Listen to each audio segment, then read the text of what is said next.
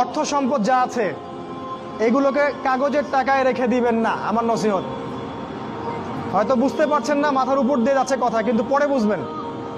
টাকা পয়সা যা আছে এগুলোকে ব্যাংকে কাগজের টাকার মধ্যে রেখে দিবেন না, কারণ কাগজের টাকা সামনে আর থাকবে না।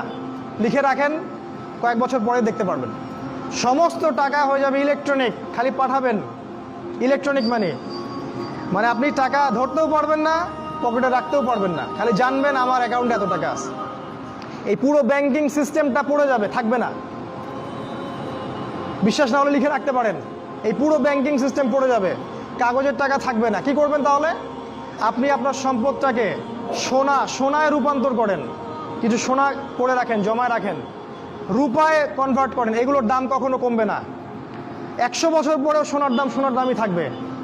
তো 10 বছর পর আপনার 10 লাখ টাকার মান 10 লাখ টাকা থাকবে না, দাম পড়ে যাবে, আপনি সম্পত্তি হারাবেন।